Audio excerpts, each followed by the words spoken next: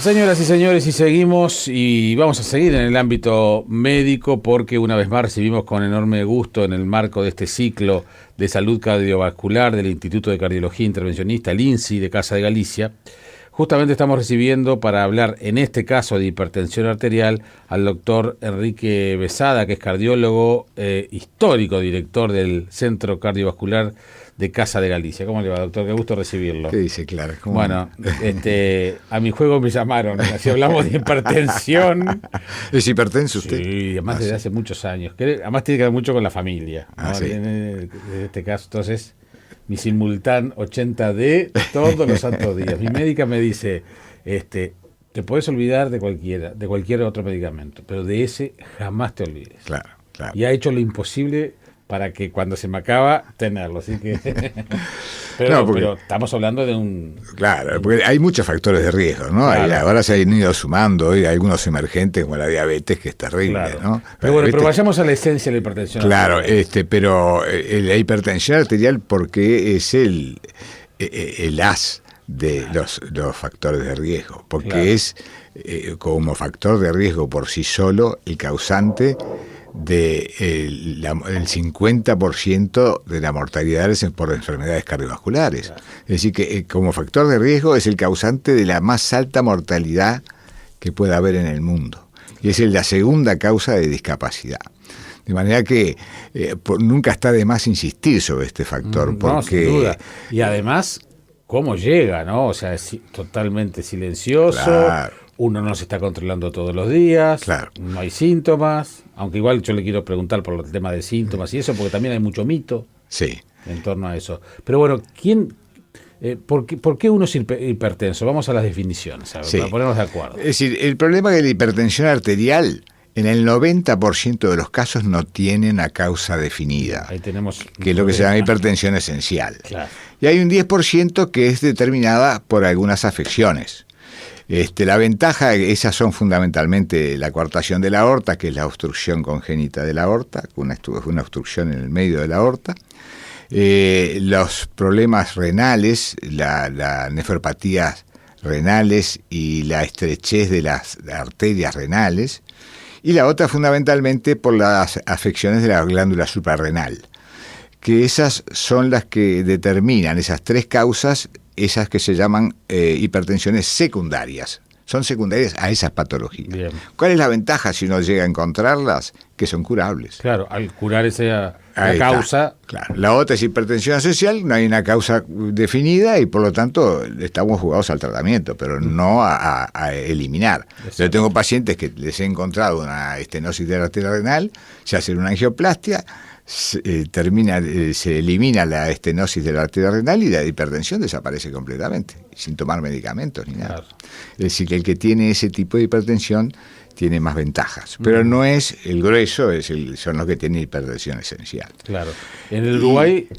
Y el Uruguay números son tiene, preocupantes, ¿no? sí, en el Uruguay se habla de un 33%, 34% de la población, pero eso es un poco engañoso, porque esa cifra está tomada desde los 14 años hasta los 55.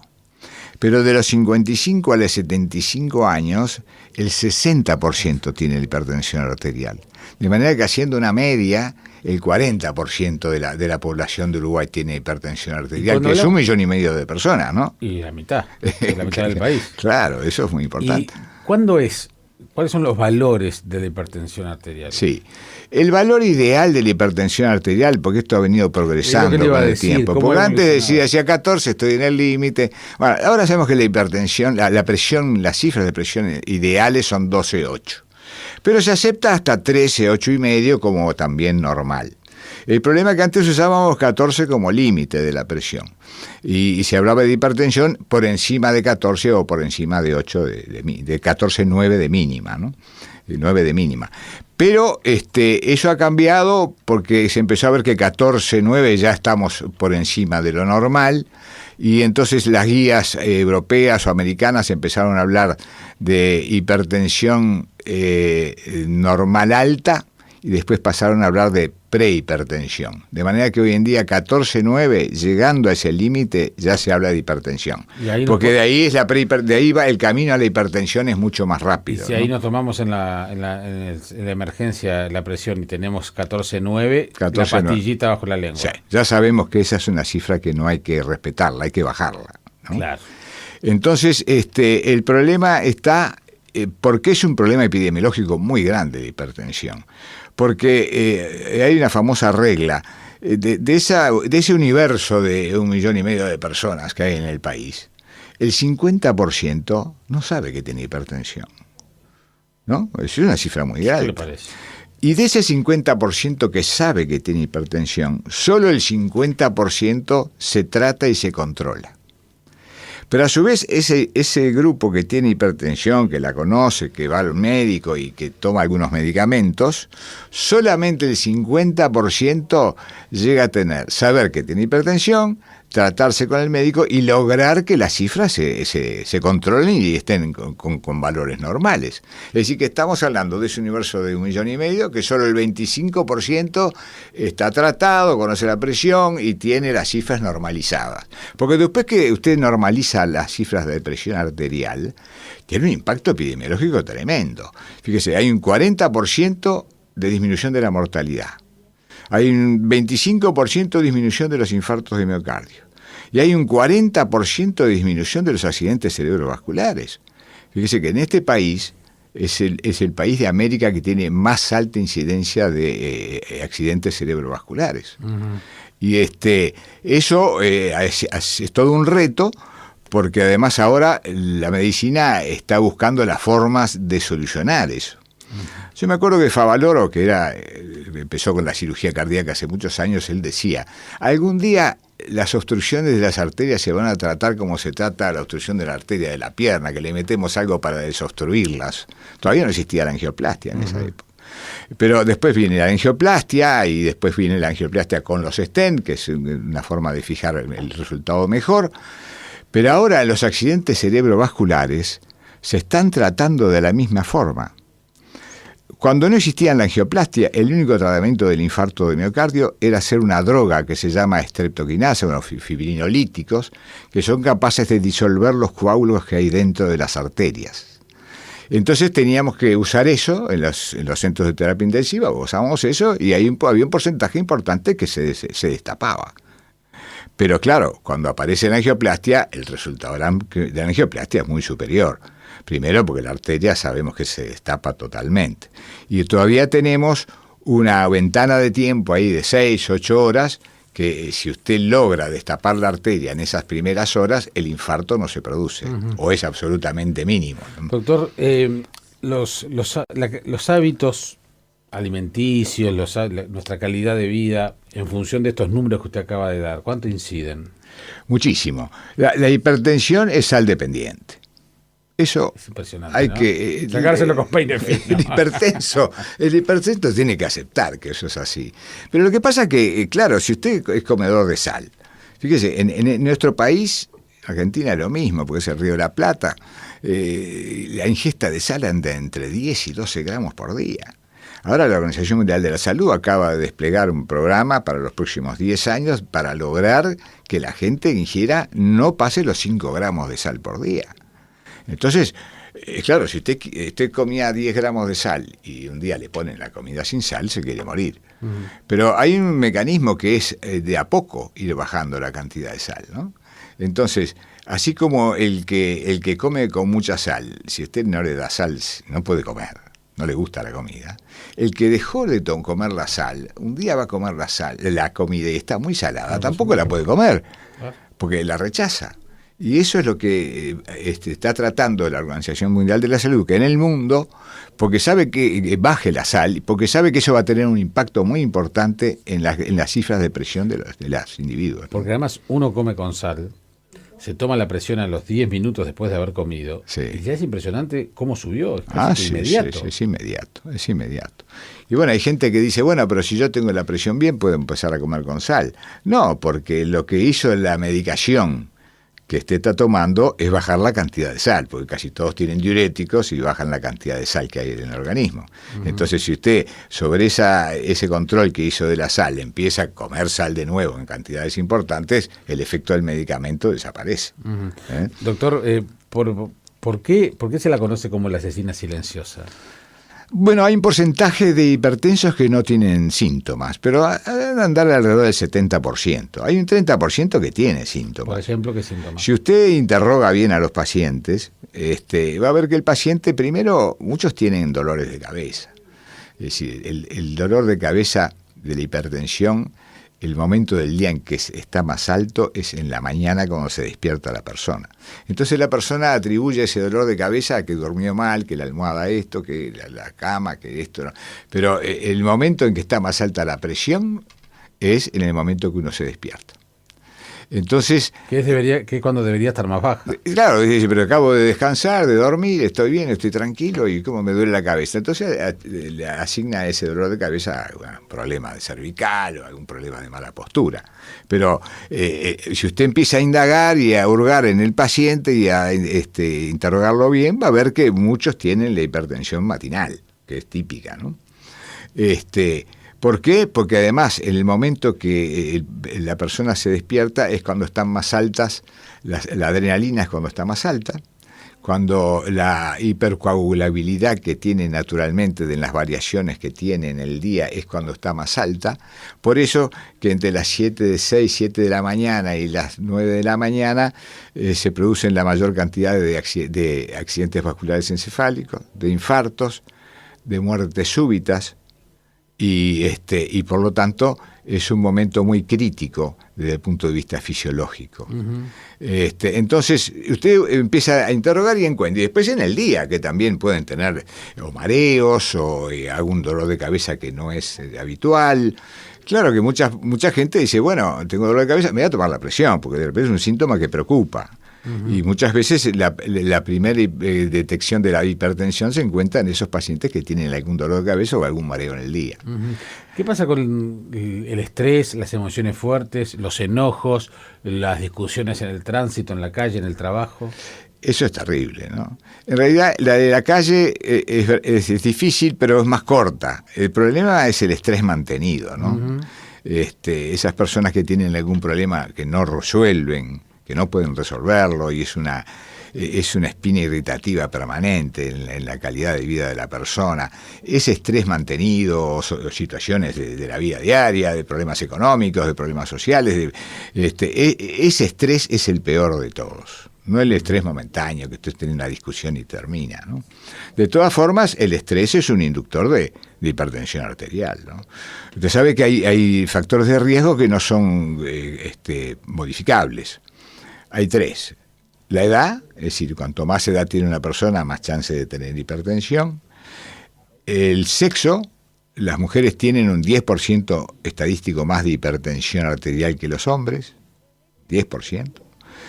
La raza negra tiene más hipertensión que la raza blanca o la raza amarilla. Y por último, la genética. La genética es impresionante, pero claro, sabemos encontrar el genoma, pero todavía no podemos actuar sobre él, ¿no? Para poderlo eliminar como una causa inductor de hipertensión arterial. Pero las personas que en la familia tienen hipertensión, los padres, los hermanos, ahí hay que indagar muy a fondo. Sí, sí. El problema es que en la práctica diaria de las consultas, eso está estudiado, el 20% de los pacientes que vienen a la consulta vienen porque no tienen hipertensión, pero quieren no tenerla, quieren prevenir la hipertensión. Y el 80% ya vienen con la hipertensión. Ya la tienen. Sí, claro, obvio. Llegaron tarde, claro. Tenemos preguntas de oyentes. A ver. Bueno, ya lo de lo emocional sí tiene que ver, sí, está clarísimo que sí. A mí me varía de 19 a 10 la alta, dice un oyente. Está en el horno. ¿De 19 a 10 o la mínima es 10? No, la alta. A mí la alta me... Está en 19. De 19 a 10, o sea, como anda la alta en ese rango. No, ese hay que tener 19 de máxima 10. Y 10 de mínima, que generalmente suben las dos en conjunto. Bueno, hay 3 niveles de hipertensión. La hipertensión leve, que es la que está entre 14 y 16. La hipertensión moderada, que está entre 16 y 18. Y arriba de 18 es una hipertensión severa. De manera que eso es una hipertensión que hay que tratarla enérgicamente, ¿no? Y más sabiéndolo. Porque el problema de esto así lo tiene. Claro. Bueno, ese puede estar en el rango de los que saben que tiene hipertensión, que se van a controlar, pero la medicación no está adecuada. Claro, porque está en el 25% que no está haciendo nada para la presión, porque el médico no le encontró la forma de controlarle esa presión. Claro. Si me levanto a las 5 de la mañana, evito esa presión matinal, descanso poco. Y otra cosa para el diagnóstico, el Holter sería lo mejor. No, es decir, el hecho de levantarse más temprano no evita la hipertensión matinal. Claro, porque él tiene su ritmo biológico. Claro. El ritmo biológico, de repente, el nuestro es el levantarse a las 7 y él es levantarse a las 5, pero el organismo ya se adecúa a ese ritmo horario, ¿no? Claro. Sí, que es lo mismo que si despertara a las 7 una persona que se levanta a las 7 todos los días. Pero lo que decía usted es que... el oyente decía que para el diagnóstico el Holter como forma de... Hay distintas formas de detectar la hipertensión. Una es la clásica del control del médico en el consultorio, ¿no? Vio que ahí hay que descartar una que se llama hipertensión de túnica blanca, porque a veces el paciente, solo que el médico le empieza a tomar la presión, hay un cierto porcentaje de pacientes que son de una sensibilidad increíble, ¿no? Entonces usted tiene que tomar la presión y bueno, a veces después dejarle el manguito puesto y conversar con el paciente, que afloje el paciente, y a veces toma la segunda toma y vemos que la presión empieza a bajar. Igual antes no le dábamos mucha importancia a esa hipertensión de túnica blanca, pero ahora se sabe que el que tiene hipertensión de túnica blanca tiene mucho más chances de desarrollar hipertensión permanente que los que no tienen esa reactividad tan importante desde el punto de vista vascular, ¿no? Claro.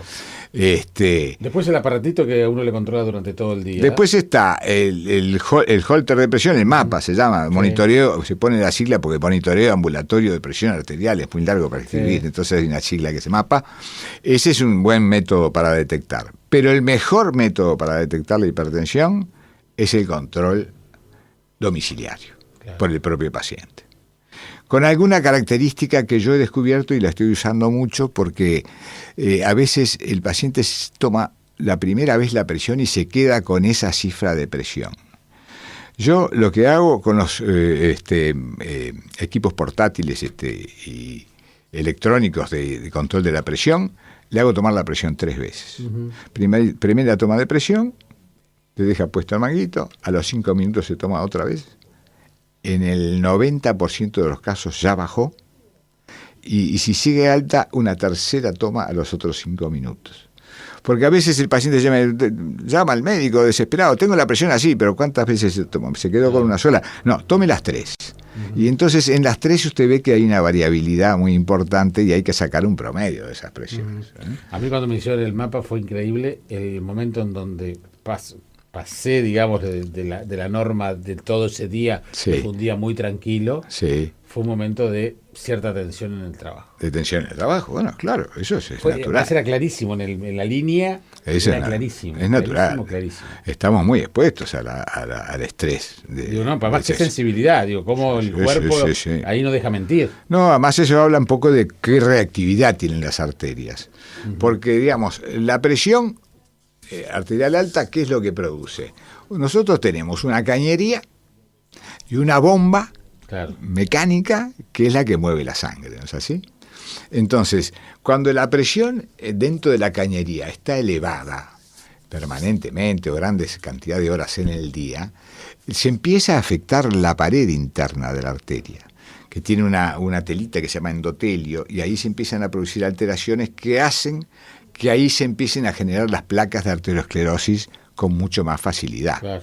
Y eso es decir, empieza a personalizar esa presión tan alta, empieza a tener una presencia orgánica dentro de la arteria. Pero a su vez, el corazón, que es una bomba muscular, es la que genera una onda, que es la presión alta, es una onda como una ola muy importante, que es esa ola que va a recorrer las arterias hasta las últimas pequeñas arterias del organismo. Claro. Y eso se va en las arterias de todos los órganos y de todos los tejidos. Pero ahí es más importante, siempre hablamos de los órganos blancos, porque de todo ese golpe que reciben las arterias, las más importantes son las que pasan en el riñón, las que están en el cerebro y las que están en el corazón, las arterias coronarias. Por otro lado, si la presión es alta, el corazón tiene que hacer más fuerza y el músculo se va engrosando. Porque como cualquier órgano muscular que usted le exige, si la fuerza es más alta, se va empezando a engrosar, que se llama hipertrofia. La hipertrofia se ha descubierto que es un factor de riesgo independiente muy importante. Y si eso persiste durante mucho tiempo, el corazón empieza a ser insuficiente para contraerse y se produce una afección que cada vez se está aumentando más en el mundo, que es la insuficiencia cardíaca. Exacto. Y por eso que estamos hablando de estas cosas aquí en este espacio, justamente de salud cardiovascular del INSI, que ustedes saben que tienen toda la información en la página web, que es www.insi.uy. También está su Facebook, están las consultas en el 2355 5555, 2355 5555. El INSI es el Instituto de Cardiología Intervencionista de Casa de Galicia, y bueno, no solo diagnóstico y tratamiento de enfermedades cardiovasculares, sino también hemodinamia, cardiología intervencionista, justamente, y también el Centro de Imagenología Cardíaca y el Instituto de Diagnóstico y Terapéutica Endovascular. Doctor, y hay que agregarle un pequeño detalle, le tomo unos segundos, porque el Instituto de Cardiología Intervencionista ha incorporado los nuevos tratamientos para los accidentes vasculares encefálicos. Ah, bien. Entonces, ¿nosotros qué estamos haciendo con los accidentes vasculares? Primero se inyecta la droga que yo le dije que era lo único que teníamos en una época del infarto.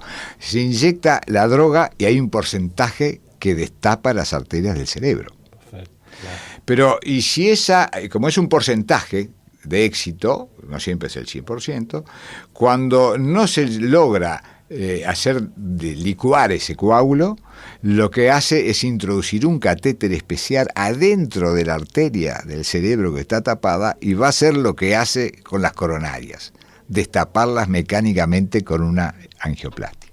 Lo que es la ciencia. Ah, sí, impresionante. Doctor Enrique Besada, muchísimas gracias por haber muchas gracias. Siempre muy claro y es un placer escucharlo, aunque sea en estos temas que Bueno, pero alguna cosa ya tomó nota. Sí, más de una. Gracias por venir. Bueno, muchas gracias.